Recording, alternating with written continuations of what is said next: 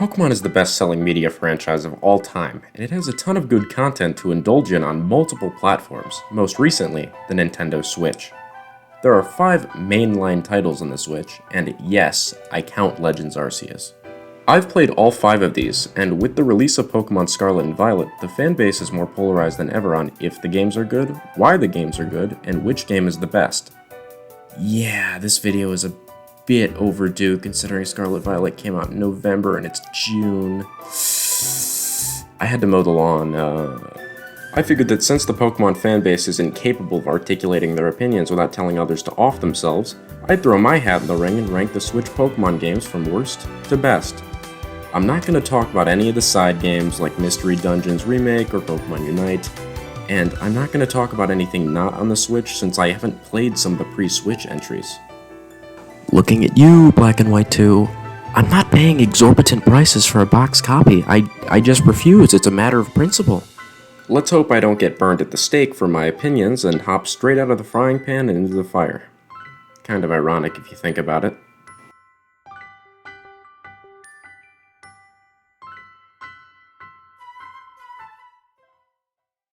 Pokemon Let's Go Pikachu and Let's Go Eevee were released on November 16th, 2018 as the big Pokemon holiday title for that year.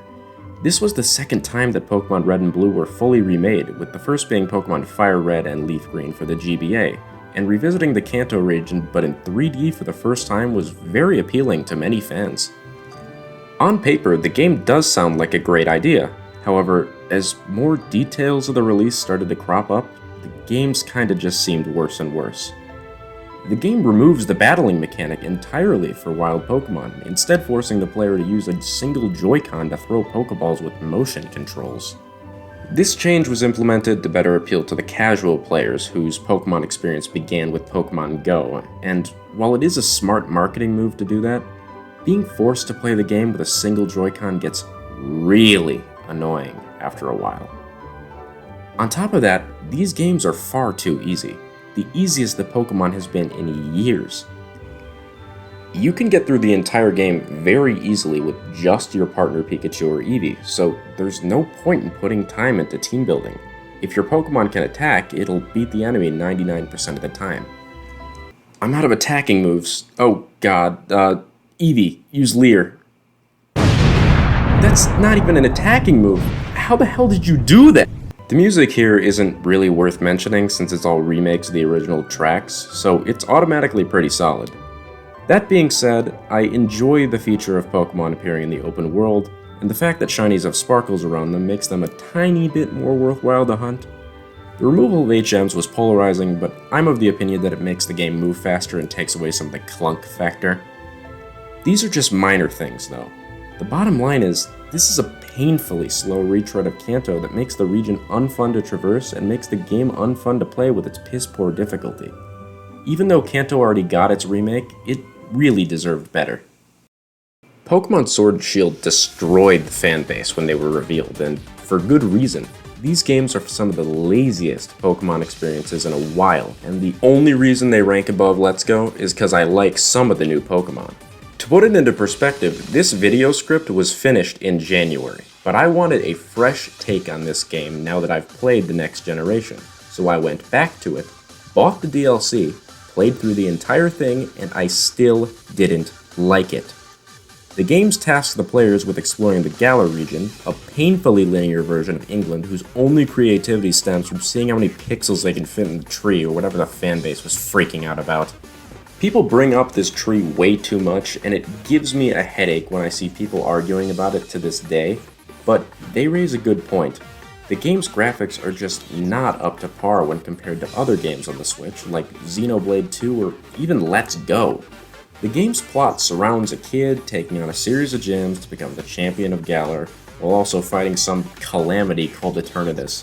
The plot is awful, bottom line, and is a pretty standard Pokemon plot, but with no cool characters or cool anything really. As usual, the games are really easy, and there is some depth added to battles with the new Dynamax mechanics, but that is one of the stupidest things they've ever put into a Pokemon game, and that's really saying something. Oh boy, it's 2009 and I'm really excited to get my own Gengar. What the hell is this? Haha, I got you. I actually gave it an Everstone, which prevents it from evolving. Your Pokemon just kinda get big, that's it.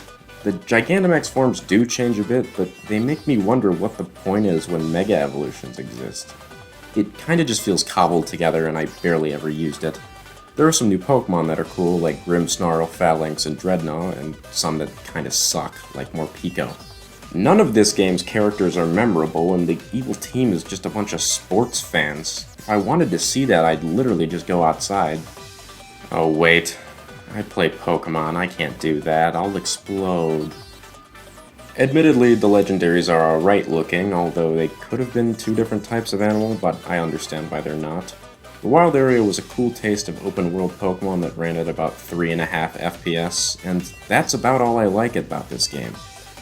It's just boring and generic as hell, and I can't think of a single song that's worth a damn off the OST. The game tries a lot of new things, which I can forgive, but it fails at a lot of them, including the most important aspect, how fun the game is. The worst thing a game can be is boring, and that's the perfect word to sum up Pokemon Sword and Shield. Boring games that failed to bring Pokemon to a new generation due to recycling the same old formula with boring additions. I didn't even mention the DLC that I went out of my way to buy and play, because it doesn't add anything notable. Let's just move on. Pokemon BDSP was revealed in the Pokemon Presents 2021 video presentation, and despite being the Diamond and Pearl remakes that people had been clamoring for, it wasn't the main thing people were talking about from that presentation, which is never a good sign. The chibi art style of the game never bothered me like it did to other people, but it was certainly a unique decision considering the last remakes, ORAS, were in full 3D. I grew up with Sinnoh, specifically Pokemon Platinum, so I'll always have a soft spot for this region and its lore. And I'd argue that the game featuring Sinnoh is enough to place it higher than a game with a garbage region and a game with a good region that's poorly executed. The issue with these remakes lies with the fact that they are step-for-step remakes of the original games with hardly any notable QOL improvements. The original Diamond and Pearl had remarkably bad pacing, something that was rectified in Pokemon Platinum. They really couldn't have brought that into the remakes? Battles are still easy as usual, but this time they're ruined by the happiness mechanic that's unable to be turned off. This is present in other games in this series, but here it seems to be every turn. My Pokemon dodges the enemy's fatal attack because it loves me, or heals its burn because it loves me. I get that these games are fiction, but this could never happen, because no one loves me. The feature should be able to be turned off so that the battles are slightly more challenging, but no, they have to be easy. The only difficult part of the game is Cynthia, whose difficulty got cranked up, and I'm glad they didn't ruin her status as the best champion in series history. Fight me. The removal of required HMs was nice, albeit expected, and other than that, the only new additions were the rooms in the underground, which are cool for about 2 seconds, and Ramana's Park, which is just a way to pad out the postgame and make you grind for legendaries. I guess the character customization was a nice touch, but these details are overshadowed by the game's clear problems. This game, at its core, is a mess. At launch, people were able to beat it in 20 minutes using glitches, and even shiny hunting doesn't work correctly as the shiny charm only applies to eggs. It could be argued that this was intentional, but I really doubt it when considering the other problems. The music is generic, which is weird considering that the music from the original is great. How they managed to do that, I have no idea. Issues and all, this game is more playable than the other two, and Sinnoh is still fun to traverse, but if the battling isn't fun and there's no challenge to the game, you're not doing Sinnoh justice. It was one of the harder Pokemon games, and by nerfing its difficulty, you're kinda taking some of the value away from it. I think that newcomers to the franchise would be better off playing Pokemon Platinum instead. Never mind, let's just move on. The gap between the number 2 and number 3 slots is massive because the number 2 and number 1 slots on this list are what I consider to be good games that are fundamentally fun to play and arguably worth the $60 price tag. The gap between number 2 and number 1 is so narrow that I might switch them while editing this video. Hell, I'd change my mind while writing this script. Pokémon Scarlet and Violet are the first truly open-world Pokémon games, and while they launched with some major glitches, most have since been patched, and since I didn't encounter many, I will just mention them here and leave it at that. Should the games have been launched in this state? No, not at all. Should they be re-evaluated now that the glitches have been patched? I think so. For the first time in this video, there are more positives about this game than negatives, so let's start with the latter. I'm going to go through these bullet point style as none are very in-depth complaints. Some of the new Pokemon introduced in these games kinda suck. I mean, what is a Wugtrio? I personally don't like them. If you do, that's great. Use whatever you want. Some of the areas in this region blend together, mainly the grassy ones. Most have distinct features, but when they don't, it's a little hard to tell what spawns where. The raids in this game feel really cheap. Sometimes the game will just pause and not allow anyone to move for 30 seconds or so while the timer ticks down. In addition, if you get a Pokemon down to low health in one shot, they'll activate a shield and regenerate some of their health, which is stupid considering how hard some of the raids are. Finally, the Herba Mystica, which are ingredients required for shiny hunting, barely drop at all, and it's frustrating considering how much work it takes to beat a raid and how often you get scammed by scummy Nintendo Online services. Maybe my luck is just terrible, but it is worth noting. Alright, let's move on to the positives since I've sounded pissed off for most of this video. The game's story is absolutely amazing, with not a single bad character, underlying themes of bullying and loss, and plot twists never seen in a Pokemon game before. The different story events with different paths can be tackled in any order, meaning the game rarely feels boring. The evil team makes sense as it's not an organized crime group, but rather a group of ostracized students taking revenge. Arven, Penny, and Nemona are all great in their own respective ways, and the banter between them in the final arc of the story makes them feel like real people instead of bytes of code. Most of the new Pokemon introduced are fantastic, including the starter Pokemon, especially Skeledirge. All Pokemon popping up in the open world means that the game is much more immersive, and you may have to look at hard-to-reach spots to catch them all. The legendary Pokemon, especially the Shrine Legendaries, are really cool in design and typing, and are fun to unlock as well. The game is actually somewhat challenging if you don't go out of your way to battle everyone, and you'll need actual strategy to counter the new terastallization mechanic most of the time. The mechanic is interesting because it holds potential to make weaker Pokemon more viable, meaning you can really use anything on your team. The music in this game is stellar, especially the legendary themes and the final boss fight theme. Nothing else to say about it, just a treat to listen to. When the areas in this game are good, they're really good. You can explore them in whatever order you like after you clear the Academy tutorial, and this leads to a lot of variation and replayability. I accidentally stumbled across the Ice Gym when I was 20 levels under and would have gotten wiped if not for Skeledirge. The Pokemon interacting within their environment also helps the places feel more alive. Aw, what's that little guy doing? He's a bit confused, but he's got the spirit alright. This game is truly a breath of fresh air in the Pokemon formula, taking what worked and spicing it up with new mechanics and ideas that work really well. It still feels like a Pokemon game, but is packed with enough content that I feel it's worth the $60. It was so close to the #1 spot, but I think that the title that holds the position brings more to the table and is more about must-have for all Switch owners, rather than just Pokemon fans. Pokemon Legends Arceus was the first Pokemon title of 2022, and the first in years that I feel is close to a 10 out of 10. The game takes the Pokemon formula and completely overhauls it in ways I didn't know it needed, but am struggling to play without now that they're gone. My only qualm with this one is that it's not a true open-world game, it's more of a Monster Hunter travel to different areas type of deal. The different areas are so distinct that I think they would blend perfectly fine into one open map like Breath of the Wild did. However, traveling between the different areas is not that detrimental to the experience, so it's more of a pipe dream than anything else.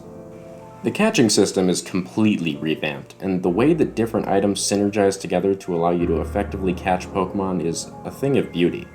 These items can also be crafted instead of bought, encouraging you to search every nook and cranny of the world to find materials, discovering new things in the process. If you want to catch the Pokemon by battling them, you can do that too. This is simply another option that adds variety to the game. The story of this game is really good, and while it doesn't trump Pokémon Scarlet and Violet's in my opinion, it's still a very good time to play through. The main focus of this game isn't really the story, it's the exploration and the experience. Finding new Pokémon, completing Dex research tasks, and completing the Dex pages is a treat, and while it can feel tedious at times, the increased shiny odds for completing a page make it feel worth it. Mass outbreaks are a fairly fun shiny hunting method, and the massive mass outbreaks that they added in an update are a fun challenge to explore. I do also enjoy that they added a noise when a shiny spawns, and I wish Scarlet and Violet had that. It's not only helpful for colorblind people, but me too. I can barely tell what a shiny Slowpoke even is. The combat in this game is pretty solid, as Pokemon will target you. You're no longer protected by plot armor all the time. Luckily, your character's movement skills are well developed, and when employed in scenarios like the Noble Pokemon battles, they make for a fun deviation from the traditional RPG formula.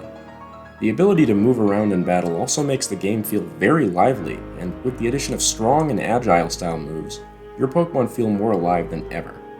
I got extremely attached to my team in this game, and hunting them down and training them to their max was a fun treat. The graphics aren't the best here, but I think they fit the oil painting style of the game very well. The music is amazing, and all of the new Pokemon forms introduced are awesome. Oh wait, I forgot about Enamorus. Okay, here's your reward. The 4th Genie Pokemon, Enamorus. Isn't it cute? Yeah, sure, it's like a pug. Why is that? It's so ugly that it's remarkable. This game is up there with Breath of the Wild and Mario Odyssey, not in terms of quality, but in terms of must-have Switch games, and I hope they continue the Legends series in other regions with different legendary Pokemon. Well, there are my opinions on the Switch Pokemon games, so far. I'm sure we'll see more in the future, and I'm sure I'll talk about them down the line. Sorry for the lack of uploads, it's been a busy year. I have more videos in development right now, so please stay tuned for those. And if you're gonna get mad at me, please remember, you can believe whatever you want about these games, but I'm of the opinion that Pokemon fans complain so damn much because they'll never experience the magic that they felt while growing up again, and as a result they overly hate on the games because they can't bring them some unachievable feeling. To that I say, maybe try playing another game for once. Okay, maybe not that one. Subscribe, like, all that, but don't play that one.